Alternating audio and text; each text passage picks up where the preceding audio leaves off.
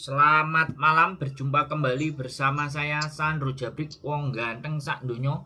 Mohon untuk tidak menyebutkan nama dan identitas dalam percakapan ini karena percakapan ini saya nekan dalam konten YouTube. Gimana, Bapak? Ada yang bisa saya bantu atau bagaimana? Iya Pak, mau nanya Pak, itu apa? Saya sebagai suaminya itu mau nanya Pak, itu dapat info dari anak saya yang paling bungsu yang ada di Indonesia. Itu katanya setiap hari Kamis itu dia laporan ke kantor. Oke. Setelah ada laporan setiap Kamis itu mendekati bulan puasa yang sekarang ini katanya dia mau pulang. Pas hari Kamis kemarin, 1 minggu yang kemarin itu tidak ada kontak sama sekali sampai hari ini. Nah itu yang dipertanyakan dari keluarga dan anaknya. Halo? Itu itu di sana sudah sekitaran 8 tahunan dia di Hong Kong. Itu ada permasalahan apa atau masalah yang saya tanya-tanya, kemungkinan posisinya ada masalah dari imigrasi atau dari visa atau dari overstay atau bagaimana, saya kurang paham kalau ya. Oke. Atau Terus? prosedurnya. Halo? Atau prosedurnya itu bagaimana yang dari pihak imigrasi Hong Kong atau gimana Pak? Oke, jadi saya ulang kembali ya, biar nggak saya salah pemahaman. Jadi ini anaknya sampean atau adiknya atau saudaranya atau siapanya nih yang 8 tahun tadi? Itu istri saya. Oh, istrinya. Istri sampean sudah 8 tahun di Hong Kong, kemudian terakhir tidak ada kabar. Biasanya dia harus lapor, tapi sekarang sudah tidak ada kabar, atau mungkin sampean susah menghubunginya atau tidak berkomunikasi dan bagaimanapun. Nah, karena saya ini tidak memahami dan tidak mengerti ya kan sebenarnya apakah status mbaknya ini overstay atau status mbaknya ini paper, kan kita nggak ngerti. Tetapi saya fokus kita fokus kepada sampean pingin mencarinya kan, kayak gitu. Jadi gini, kalau mencari orang yang sedang berkasus hukum di negara atau di wilayah Hong Kong itu sebenarnya gampang. Kalau sampean selaku suami sahnya, sampean boleh kirim, sekali lagi boleh kirim biodata sampean yang menyatakan sampean itu suaminya. Itu misalnya kakak. Di kakak itu kan ada nama sampean dan nama istri itu kan ada. Nah, itu sampean scan ya, scan PDF, kemudian sampean kirim ke fanpage-nya KJRI Hong Kong. Facebook page, fanpage namanya, Facebook page KJRI Hong Kong. Itu sampean kirim ke inbox-nya, kemudian sampean tuliskan, saya selaku suami dari saudari ABCD bla bla bla bla bla, sekian namanya, dan saya mendapatkan informasi terakhir ada laporan yang seperti sampean tulis ke saya WA-nya. Kemudian saya mohon dibantu, dan ini adalah kakak saya yang menyatakan saya adalah suaminya. Nah, begitu. Nah, karena kalau nanti berkasus hukum, itu KJRI pasti ada daftar listnya. Oh, sekarang lagi posisinya di sini. Karena jelas Bapak, kalau saya ngomong bahwa ketika berkasus hukum itu tidak akan bisa dihubungi kecuali pihak yang berkasus hukum tadi yang bersangkutan, si mbaknya, kirim surat ya, kirim informasi secara surat ke keluarga yang ingin diberikan informasinya. Biasanya kalau prosedur di Hong Kong itu ketika masuk penjara, yang pertama kali disodorkan oleh pihak penjara adalah silahkan tulis surat ke alamat Indonesia atau keluarga siapa yang dituju untuk mengabarkan keberadaannya. Tapi kalau masih dalam proses, sekali lagi nih, masih dalam proses dan masih ditahan, masih dilihat kasus hukumnya dan mau dipersidangkan, itu biasanya belum bisa memberikan informasi. Seperti itu Bapak. Jadi yang akan tahu ketika mbaknya tadi sudah berkasus hukum, maka KJRI itu tahu datanya. Tinggal sampean tunjukin bahwa sampean adalah suaminya yang benar, KTP-nya sampean sama kakak yang tertera. Kalau sampean punya fotokopi istri juga nggak apa-apa dilampirkan sekalian. Karena data setiap pekerja migran Indonesia yang berangkat ke Hong Kong itu pasti ada di setiap datanya KJRI. Dan tinggal masalah keberadaannya. Nah, kalau keberadaannya dia berkasus hukum, pasti juga pihak hukum di Hong Kong pasti akan menginformasikan kepada KJRI bahwa wargamu yang bernama ABCD sekarang sedang berkasus hukum. Nah, begitu Mas. Itu informasi yang bisa saya berikan kepada sampean. Bahkan nanti saya juga bisa memberikan nomor teleponnya polisi KJRI kalau seandainya dia masih menjabat. Kalau nomornya kejaksaan KJRI saya tidak punya. Tapi kalau polisi kemungkinan nanti kalau dianya masih dinas di Hong Kong, boleh masnya hubungi atau bapak boleh bisa hubungi. Kalau enggak ya tadi fanpage-nya KJRI. Wis, kira-kira ada yang mau didiskusikan kembali atau ditanyakan? Gini Pak, itu berarti kalau misalnya itu lost kontak berarti ya, itu lost kontak berarti itu berarti posisinya dia ditahan berarti ya di kepolisian ya, bukan di pihak imigrasi atau di KJRI ya. Jadi kan kita nggak tahu mbaknya punya kesalahan apa, itu loh. Itu dulu kan saya sampaikan informasikan hanya lapor hari Kamis. Nah, kan saya nggak tahu kesalahannya ini di mana. Iya kan? Ketika saya tahu kesalahannya misalnya overstay atau melewati izin tinggal, ya berarti kasusnya overstay. Lah kalau kasusnya ini pencurian, kasusnya ini narkoba, kasus itu kan saya tidak tahu, Bapak. Bisa dipahami nggak maksud saya? Saya bukan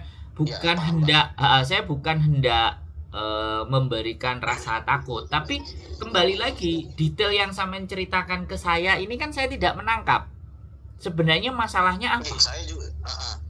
Saya juga posisinya kan dari anak saya ngomong seperti itu. Nah, masalahnya saya juga tidak menangkap juga posisinya lapor setiap hari Kamis. Itu ada masalah dari apa? Sedangkan aktivitasnya itu rutin seperti biasa dia melakukan pekerjaan setahu saya. Nah itu yang saya buatnya bingung. Makanya kalau seandainya anaknya Bapak ada di sini juga, itu lebih enak. Ini ibu saya namanya ini datang ke KJRI langsung itu bisa. Dan menunjukkan bahwa dia memang anaknya. Dokumen yang menunjukkan KJRI pusat. KJRI Hong Kong. KJRI Hong Kong. Kan hilangnya nih di Hong Kong. Iya di Hong Kong. Lah iya. Kan tadi ada anak bungsunya. Anak bungsunya ada di Hong Kong enggak? Enggak ada, Pak. Oh, enggak ada keluarga di Hong Kong enggak?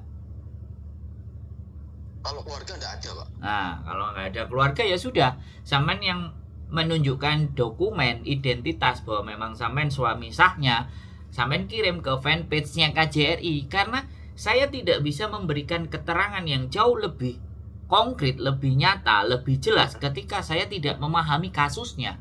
Karena sampean juga dapat kabar dari anaknya. Lah kan ini kabar ke kabar ke saya juga kan. Saya kan harus jadi manusia kan nggak bisa gebiahu ya. Masalahnya ini, kasusnya ini kan nggak bisa begitu karena saya sendiri aja belum clear, ya kan. Sampean berceritanya ke saya by WA bahwa ditahan setiap harus lapor hari Kamis. Nah ini kan masih kita belum memahami kasus mbaknya ini apa, ya kan. Kasus kalau kembali lagi saya tadi bilang kalau kasusnya itu overstay, kalau kasusnya itu suaka, kalau kasusnya itu pencurian, kalau kasusnya itu pengedaran narkoba, kalau kasusnya penyalahgunaan visa, Kalau kasusnya apa, ini kan saya bisa tahu kemana arahnya. Tapi ketika berkasus, mau nggak mau karena dia warga negara Indonesia, apabila berkasus hukum, pastinya KJRI tahu. Kalau sampean nggak tahu, KJRI sampean boleh juga datang ke PT-nya. PT-nya waktu pemberangkatan dulu itu boleh sampean tanyakan. Itu tidak menjadi persoalan. Karena dia pasti pegang data. Kalau tidak lagi, sampean boleh cari BP2MI. Aku nggak tahu ya. Sekarang Kementerian Perlindungan Pekerja Migran. Nah, itu di kabupaten per kabupaten ada nggak? Kalau dulu kan BP2MI. Kalau memang ternyata ada di kabupatennya sampean bisa tunjukkan identitas istrinya sampean, mungkin mereka bisa merecord data. Atau mereka juga bisa menghubungkan ke KJRI bahwa sampean pihak suaminya yang mencari. Kalau BP2MI itu ada Pak, di setiap kabupaten itu ada. Ya, monggo, sampean boleh ke sana juga. Sampean boleh seperti saran saya tadi, ke KJRI, ke fanpage-nya, nanti sampean juga saya kasih nomor polisinya KJRI supaya bisa berkomunikasi. Sampean kirim WA.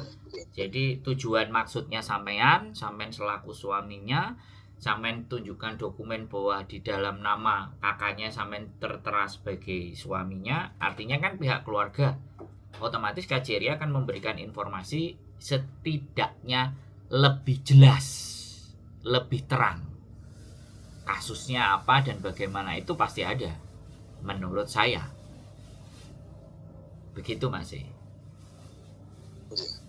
Ada lagi yang kira-kira mau ditanyakan ke saya kira-kira?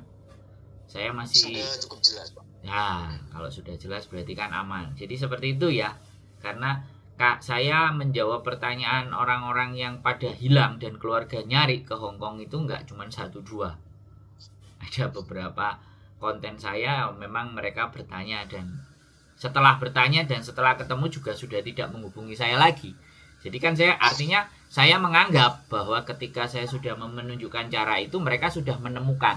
Cuman ada satu kemarin yang sudah nyampaikan, ya Mas, saya sudah bisa berkomunikasi dengan istri saya atau dengan anak saya atau dengan kakak saya, dan ini kemudian seminggu lagi akan dipulangkan ke Indonesia. Terima kasih atas bantuan. Itu cuma satu aja saya pernah bales. Pernah dia kasih confirm lagi ke saya. Tapi sisanya saya nggak pernah.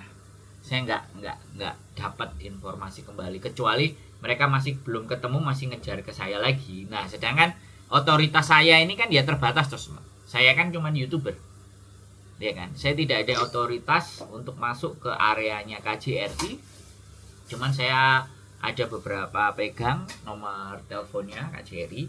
Bahkan Kementerian Perlindungan TKW Tenaga Kerja atau Indonesia, saya ada namanya Pak Karding, Menteri Indonesia itu. Saya juga ada nomornya, tapi saya rasa ke KJRI aja lebih relate yang langsung. Kalau sampai ke sana kan ibaratnya kejauhan, tinggi lah pencariannya. Iya, kejauhan. Jadi mending ke situ aja. Mending ke KJRI. KJRI ada fanpage-nya, nanti saya kirimin nomor teleponnya polisi KJRI-nya. Mudah-mudahan masih menjabat. Kalau nggak menjabat, nanti ditunggu aja balasannya. Kalau tidak dibalas 1 kali, WhatsApp 2 kali, nggak dibalas 3 kali, sampai 5 kali, sampai 10 kali nggak apa-apa. Itu pasti urgent.